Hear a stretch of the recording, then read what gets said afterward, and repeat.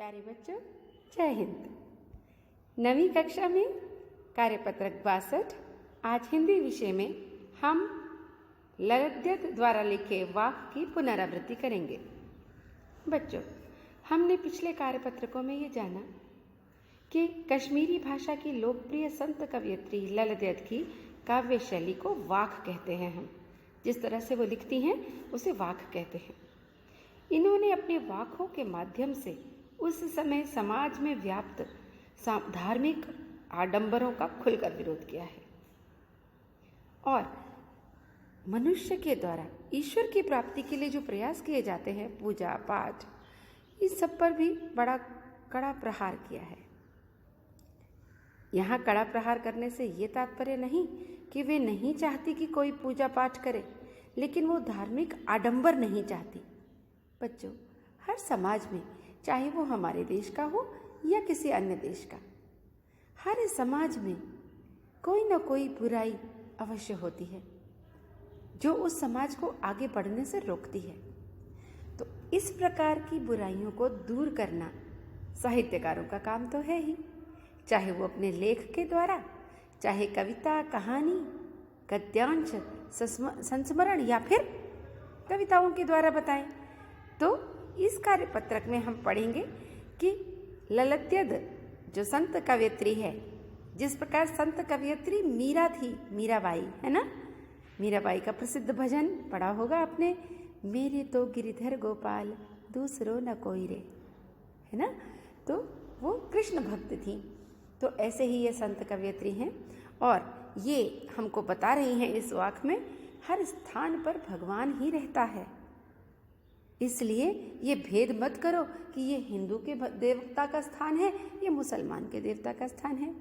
यदि तुम ज्ञानी हो तो पहले स्वयं को जानो कि हम उस एक ईश्वर की संतान हैं सभी, तभी जाकर उस सच्चे साहिब से यानी उस ईश्वर से हमारी पहचान होगी।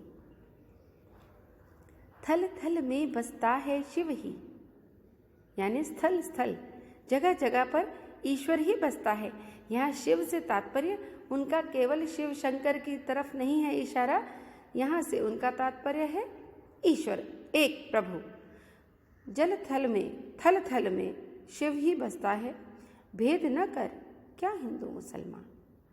अपने मन में ये भेद मत करो कि ये हिंदू का स्थान है, ये मुसलमान का स्थान है।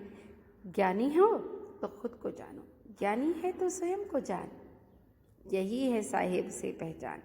ईश्वर तो स्वयं हर प्राणी के अंदर आत्मा के रूप में निवास करता है, इसलिए यदि स्वयं को जान लोगे तो ईश्वर को भी जान लोगे। स्वयं को पहचानना, आत्मज्ञान यानी खुद के बारे में जानना, यही एक उपाय है जिससे हम परमात्मा को समझ सकते हैं, उसे पहचान सकते हैं। किसी भी व्यक्ति को परमात्मा ऊंच नीच या भेदभाव की दृष्टि से नहीं देखता, है ना। उसके लिए तो चाहे हिंदू हो, मुसलमान हो, जैन हो, सिख हो, पारसी हो, किसी भी धर्म से संबंधित रखता हो, उसके लिए तो सब उसकी संतान है। तो जब हम सभी एक ईश्वर की संतान हैं तो हम आपस में एक दूसरे के साथ भेदभाव क्यों करें, यही बताती हैं ललित इस वाक्य में। अब हम इन प्रश्नों के उत्तर करेंगे। कवयित्री ने ऐसा क्यों कहा कि हमें भेदभाव नहीं करना चाहिए? प्रश्न 2, कवयित्री के अनुसार ईश्वर से मिलने का क्या रास्ता है? प्रश्न 3, ज्ञानी से कवयित्री का क्या अभिप्राय है? प्रश्न 4, कवयित्री ने किसे सच्चा ज्ञान माना है? और प्रश्न 5, आप आपसी भेदभाव मिटाने के लिए क्या क्या सुझाव देंगे, ये लिखिए।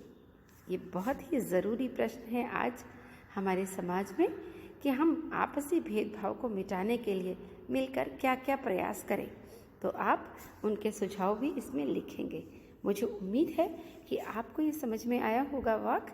आप इसके प्रश्न उत्तर कीजिए और जल्दी से अपनी मीनाक्षी मैडम को व्हाट्सएप पे भेज दीजिए।